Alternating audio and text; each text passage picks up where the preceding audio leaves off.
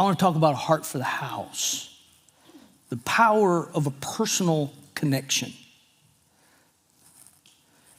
One of the tragedies in our time is the loss of a personal connection.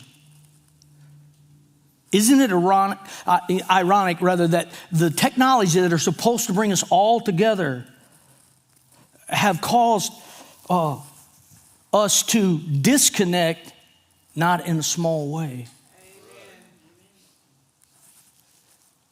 Social media has become surface media.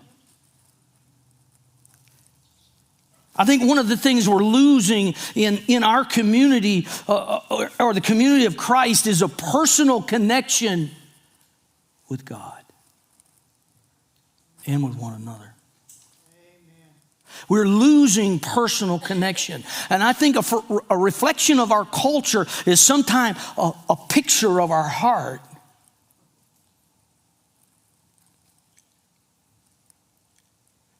There's something in all of us that wants a deep, deep connection. They have a therapy now for Facebook addiction.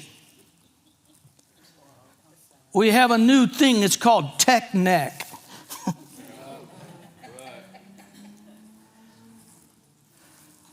And right now there is a therapy called,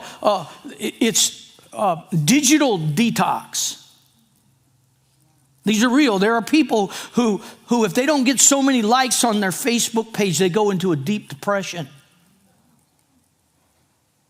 They're so connected in that way that they and so you wonder, well, if this is affecting you and maybe it's affecting your relationship with your kids and your family and there's no family time, I mean, it's really becoming a problem.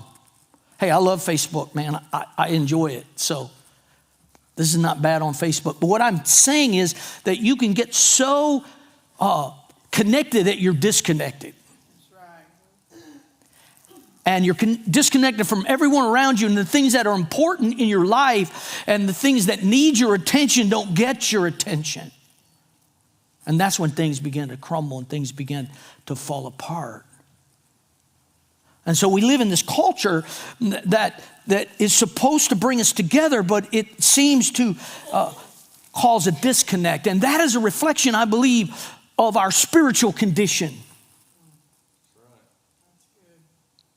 That we're not only losing the ability to connect face to face with one another, but we're losing the ability to connect with God. We have all the activities of God. We can dial him up on our cell phone. I mean, we can get the greatest preaching you want, all the worship that you want. It's right at your fingertips. It's there. You can pull it in your living room, in your car. I go to the Woodlands and I do what I call word walking, and I put the Bible on, and I'll listen to whole books of the Bible. And so it's all there for me. But activity is not a connection. You can be with someone but not connect with them. You see, Jesus had a deep longing to connect with others. Jesus wanted to be with people. In the best of them and the worst of them, in the good times, the bad times, in their brokenness, he wanted to connect with them. He came to connect. He so wanted to connect with us that he put on human flesh. He became us. Because he wanted to make a face-to-face, one-on-one, eyeball-to-eyeball connection. Jesus could have done everything that he did for us and not made a connection. He came to die on the cross for us. And by his death on that cross, we were made right with God. He could have come, been crucified, resurrected, and accomplished that mission without connecting. But he chose not to because it was in his heart to connect. He's crazy about you. He is absolutely crazy about you. And he wants to connect in every part of your life. But he doesn't want to just have a surface connection, but a connection that exposes our hearts, our motives, our sins, our needs, our love for him, or the lack thereof. Listen to this. It is possible to be with Jesus but not connected with him. It's possible for him to be in the room and you miss it. It is possible, listen to this, to be in the meeting but miss the moment.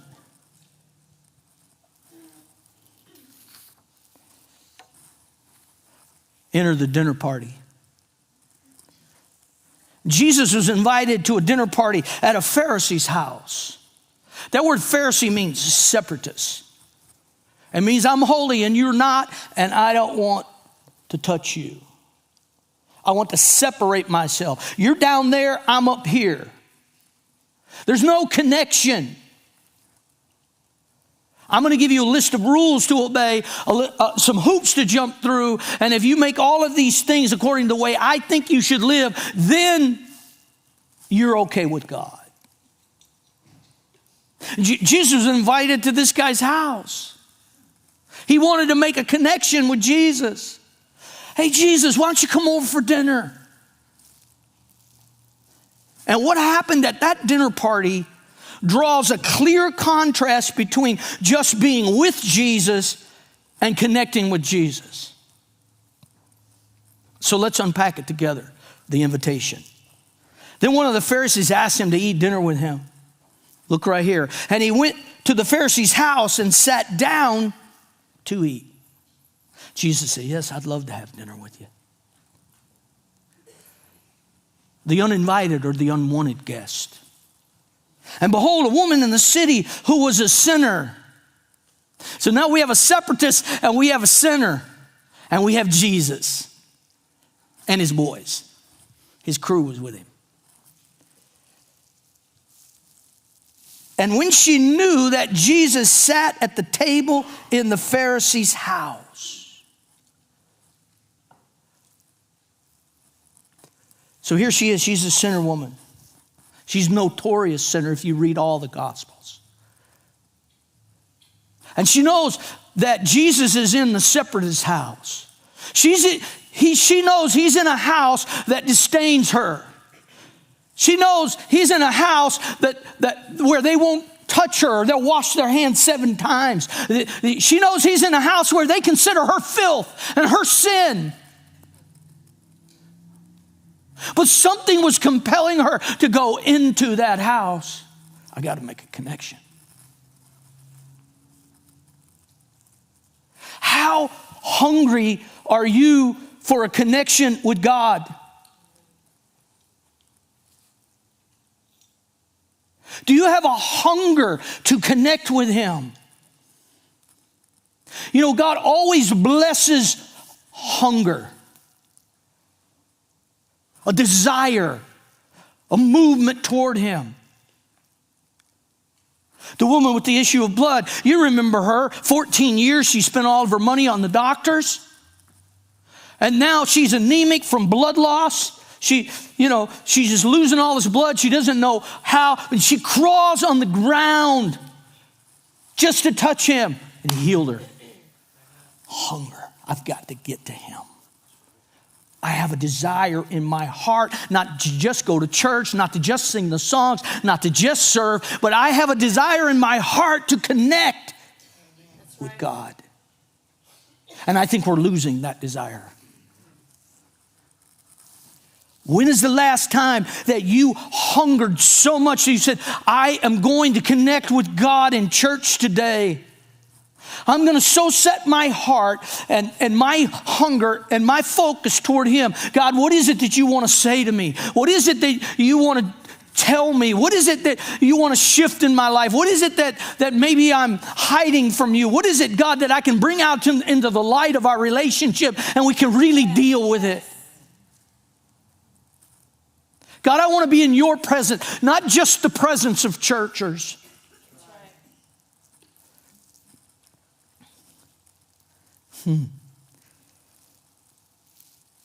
She brought an alabaster flask of fragrant oil. Another says a pound of spikenard. It was a year's wages. Some believe she was a prostitute, and if she was, guess where she earned the money to buy that flask of precious oil? If it was in an alabaster box, that box, it was completely sealed. It had to be broken so that could come out.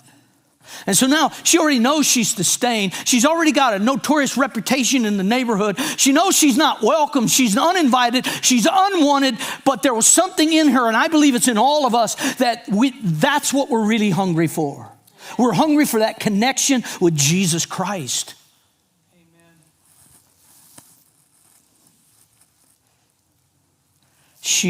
Amen. She stood at his feet behind him weeping. And she began to wash his feet with her tears and wipe them with the hair of her head. And she kissed his feet and anointed them with fragrant oil.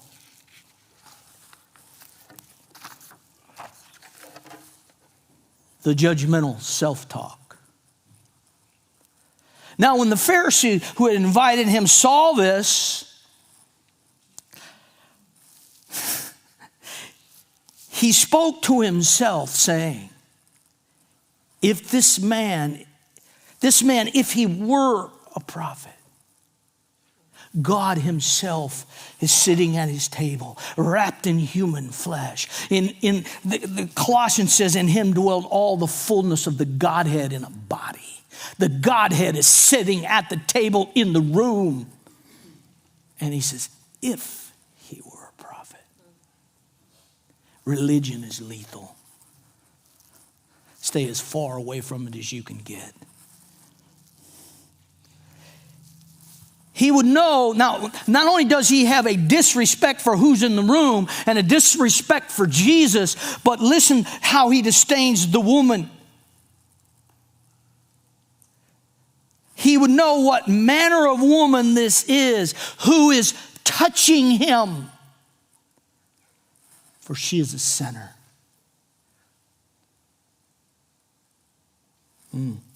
Wow. Enter the story. Jesus was a master storyteller. And when he wanted to communicate truth, when he wanted to cut through the surface media, when he wanted to make a real connection, he would often draw them in with the story. And that story would bring them around to truth. We call them parables.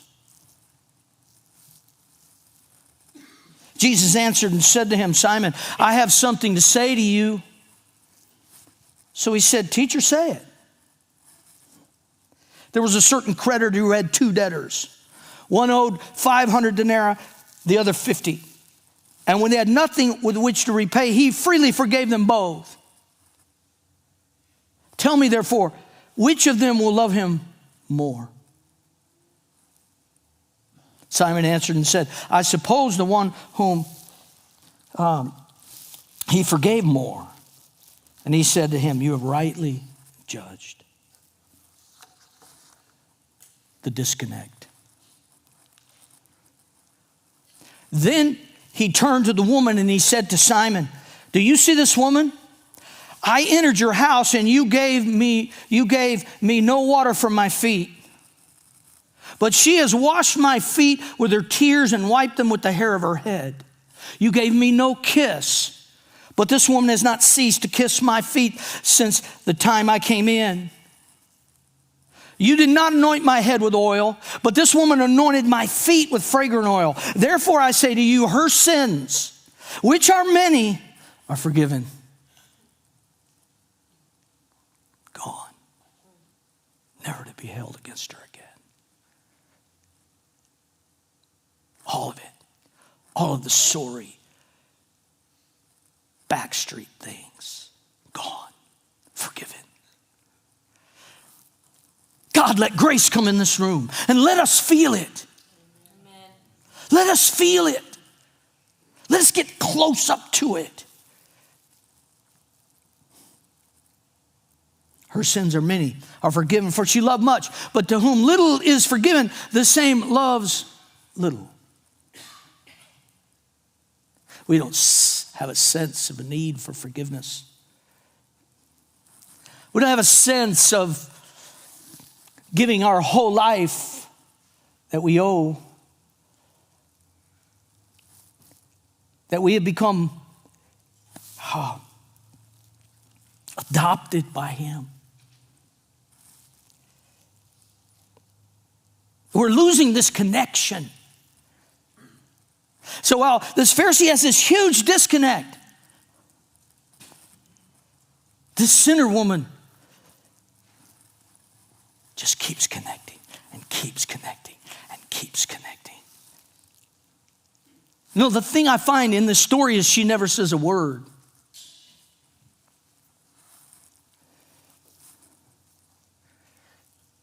But every action she took, every risk that she took, spoke so loud you couldn't miss it. The forgiver of sins. Then he said to her, your sins are forgiven. And those who sat at the table with him began to say to themselves, who is this that even forgives sins? And he said to the woman, your faith has saved you. Go in peace. God is looking for a people that are hungry for him.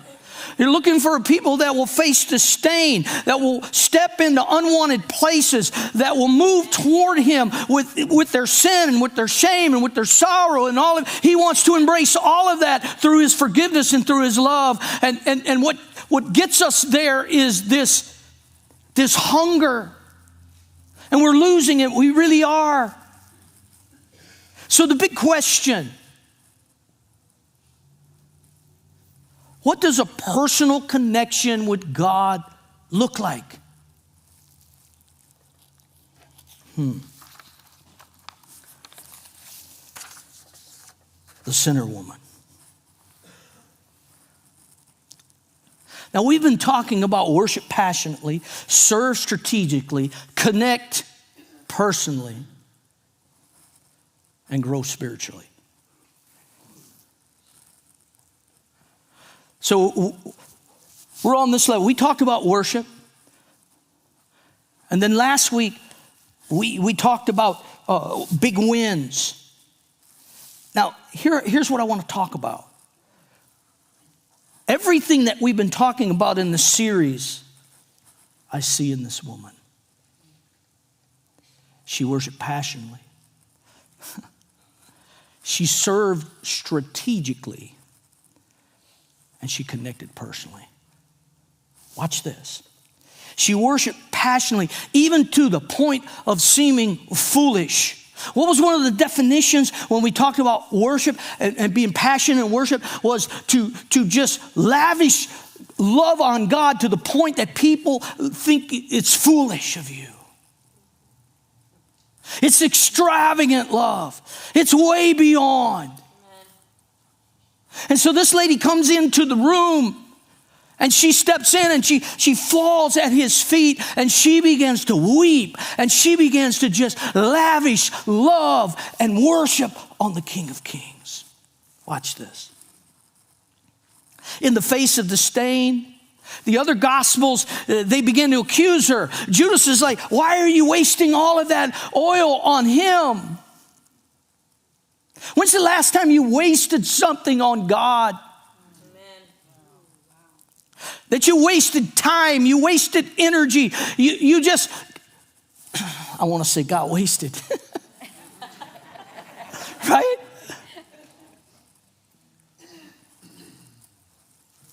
So here's this woman, she's in passionate worship of God. And they all through the room, the Pharisee doesn't get it. Jesus' crew doesn't get it. No one gets it. No one gets it but the sinner woman. And if you want to get it, we have to be like the sinner woman. We have to realize how much we've been forgiven and how great grace is. And we don't need to be ashamed of our sin and hide it in a back alley. We need to bring it out into a relationship, a real connection with the living God.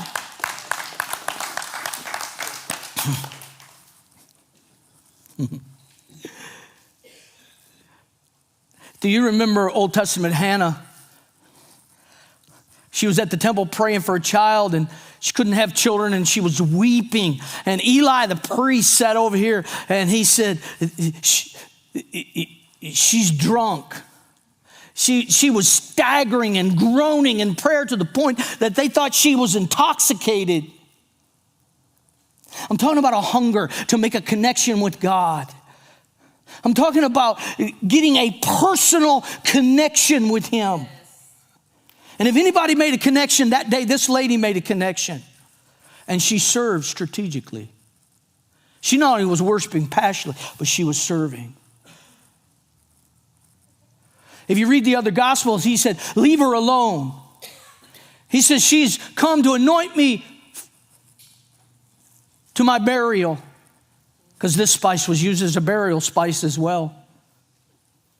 He said, you don't understand what's going on in the room. She's come to serve me in this way. Now, you have to realize this is the last week of Jesus' life. He's already told his disciples that he's going to the cross, and they're like, no way. That's not going to happen, And, they don't get it. The keeper of the books, the Pharisees, they didn't get it.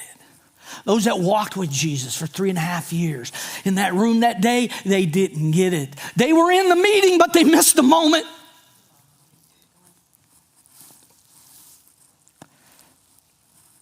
But this woman, what was she doing? When you invited someone into your house, there was 3 things you were supposed to do for them in that culture. 1, you were supposed to have a foot slave wash their feet to serve them. 2, you were supposed to anoint their head with oil. And 3, you were supposed to kiss the face. This Pharisee invited Jesus in, but gave him no servant to wash his feet, gave him no kiss to his face, no anointing for his head. Wow. She stepped in and she stepped up as a servant. She stepped into the room uninvited, disdained, mocked while she was there, weeping at the feet of Jesus. And the thing that was supposed to be done to him, and the thing that was supposed to honor him, it came from a sinner woman. It came from an unwanted guest. And she stepped into the room because she realized who was in the room. When she found out Jesus was in the house, she said, I have to get in the house. There's something I need to do for him.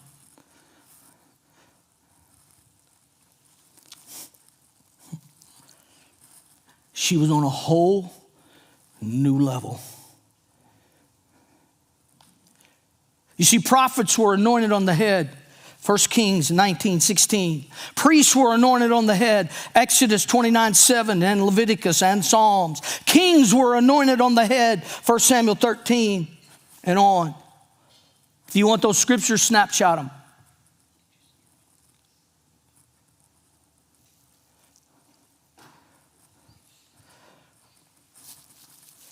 Don't you get that you're in the presence of a king?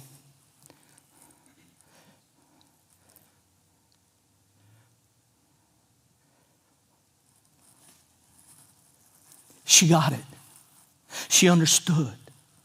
She stepped in and she stepped up, and strategically she came there and she served him. And Jesus said this, he said, wherever this gospel is preached in all the world, it will be said of a memorial to her of what she's done today. In other words, I don't want this to die. I want this to live on. I want this talked about in every land and every tongue and every nation, every creed, every color needs to hear this. Why did Jesus make this so important? Because of what she did. Because she was not just in the room. She knew who was in the room. She knew that she was in the presence of the prophet. She knew that she was in the presence of a king. She knew that she was in the presence of this priest that would mediate for her sins, that she was in the presence of God himself.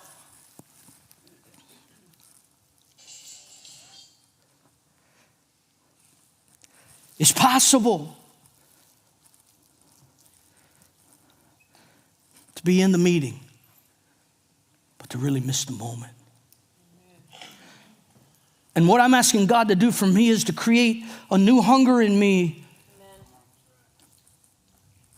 That wherever I'm at, whether I'm in my car or whether I'm in my prayer closet or whether I'm word walking or whatever I'm doing, or that I want to make a connection with God. Where are you in the room, Jesus? Where are you in this room? What are you doing in this room? Let me find you.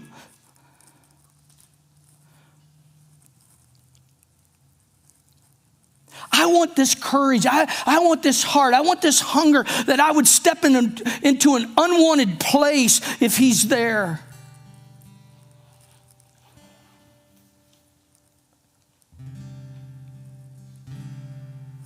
Because when you make that encounter, see, everybody in the room was on a different level. She knew how to serve. And she did it at a strategic time. A time when he was going to die. A time when no one was really getting what he was trying to say. That in a few days, they're going to crucify me. But she connected right there. And she lavished on